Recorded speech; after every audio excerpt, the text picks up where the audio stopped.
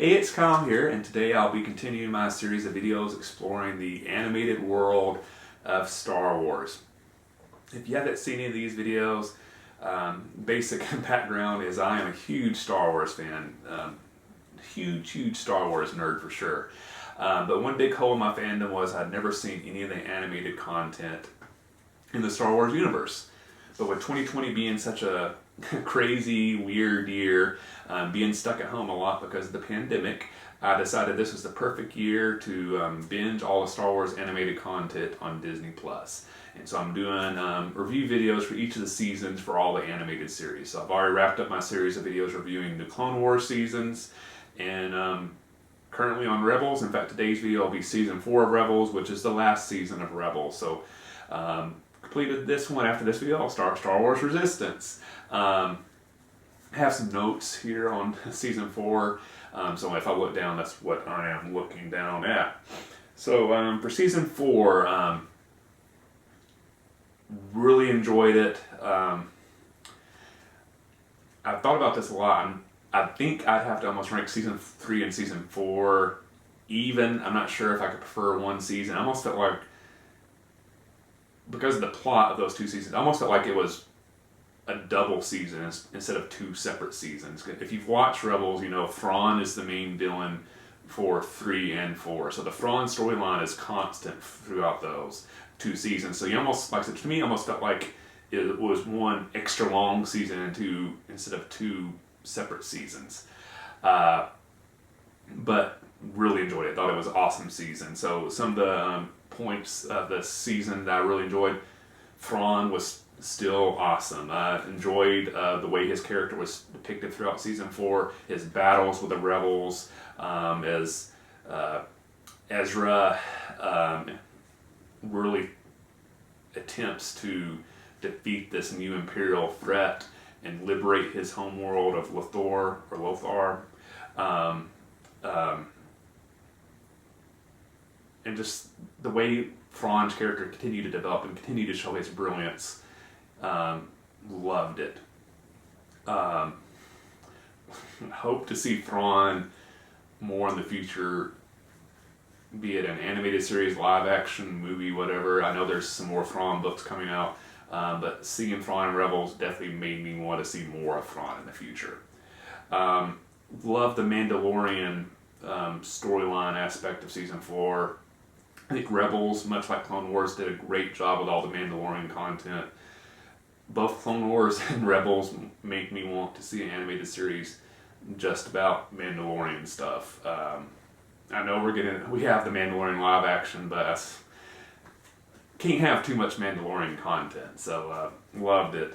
A point of Season 4 I kind of really enjoyed is when the Rebels found their way to Yavin 4, and you're like, are they becoming more and more involved in the Rebel Alliance, and we're getting closer to the actions of A New Hope.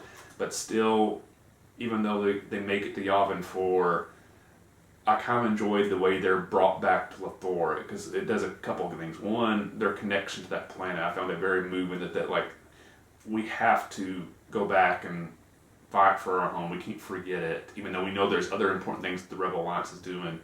We have to go back and fight for our home, even if we're the only rebels that are going to go.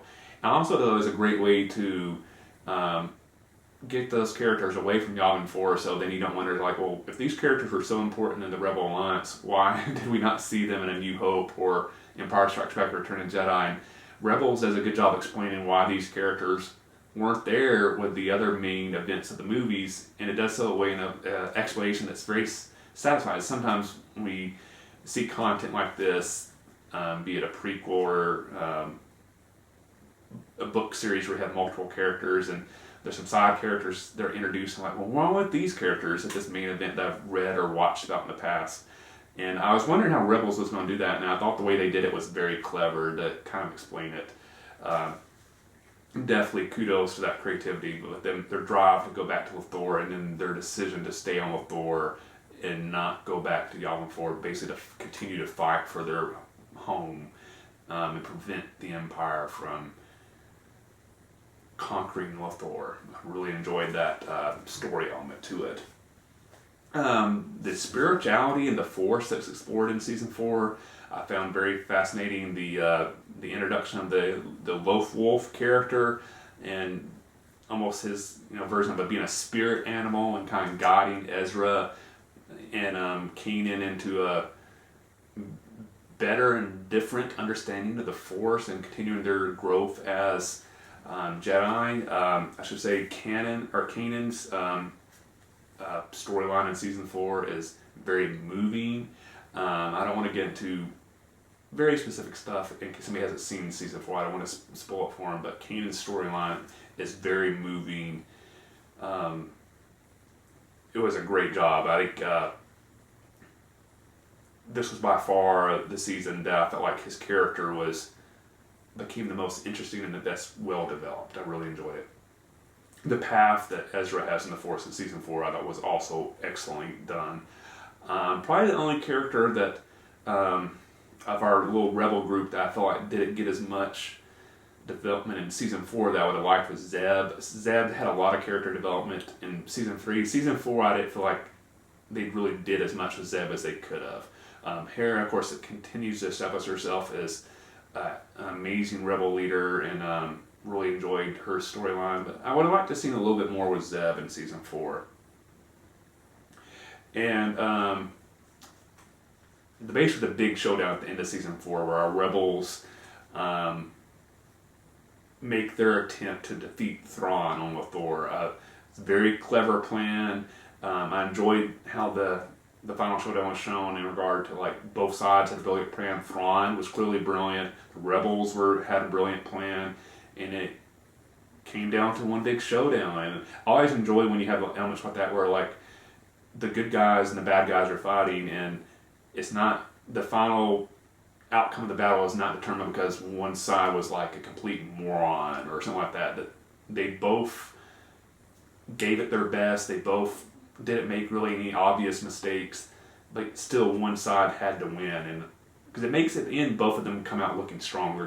The rebels come out looking better. Thrawn still comes across as a great character. It's not like after the end of season 4 it's like, well, Thrawn clearly was not as smart as we thought he was. He was a complete moron for how his showdown with the rebels went.